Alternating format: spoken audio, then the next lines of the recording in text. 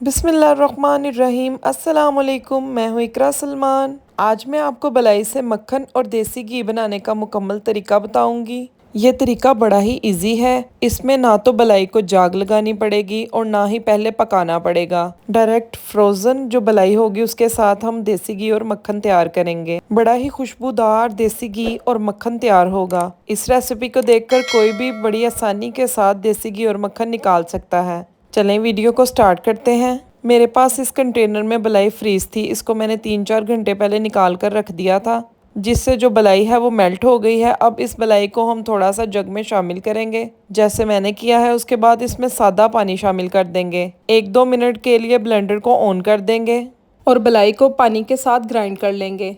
अब आप देखेंगे कि बगैर किसी चीज़ को ऐड किए कितना ज़बरदस्त मक्खन ऊपर आ जाएगा और लस्सी बिल्कुल अलग हो जाएगी। मक्खन निकलने की एक निशानी ये भी है कि अचानक से जो मशीन की आवाज़ है ग्राइंड करते करते चेंज हो जाएगी, तब भी आप ढक्कन को खोल कर दे सकते हैं।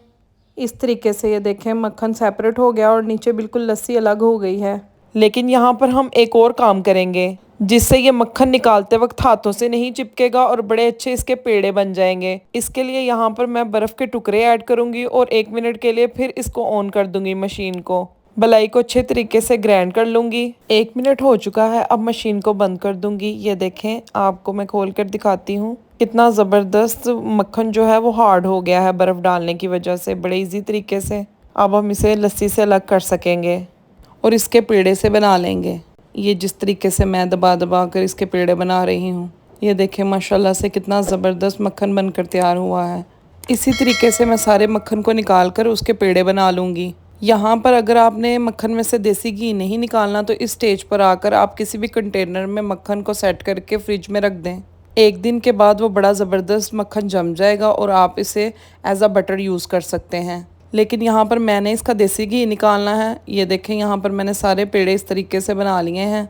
देसी घी निकालने का भी बड़ा ही आसान सा तरीका है। आपने इस मक्खन को किसी बड़ी सी पतीली में शामिल कर देना है और फ्लेम को ऑन कर देना है। मैंने मक्खन निकाल कर फ्रिज में रख दिया था, मुझे कुछ काम था। अब नेक्स्ट डे मैं इसका घी निकाल रही हूँ। अब मैं इसका देसी घी निकालूंगी। चले जी, यहाँ पर मैं फ्लेम को ऑन कर दूंगी और हाई फ्लेम के ऊपर 2-3 उबाल आने दूंगी ताकि मक्खन अच्छे तरीके से मेल्ट हो जाए। ये देखें, आप देख सकते हैं मक्खन काफ़ी हद तक मेल्ट हो चुका है।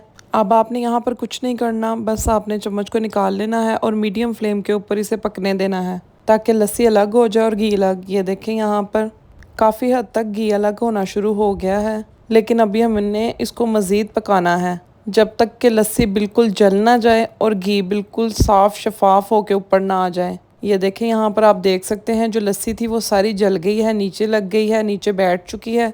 और घी को भी आप देख सकते हैं माशाल्लाह से कितना खूबसूरत पीला जर्द घी बनकर तैयार हुआ है। अब हम इसे किसी स्टेनर के साथ स्टेन कर लेंगे और किसी भी बर्तन में निकाल लेंगे। अब आप भी इसी तरीके से आसानी के साथ देसी घी घर पर बना सकते हैं।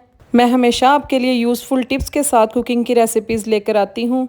वीडियो अच्छी लगे तो लाइक कर दीजिएगा, चैनल पर नए हैं तो सब्सक्राइब कर दीजिएगा। ये आप लोगों की तरफ से एक सिला होता है हमारी मेहनत का। So like and subscribe. Allah हाफिज़।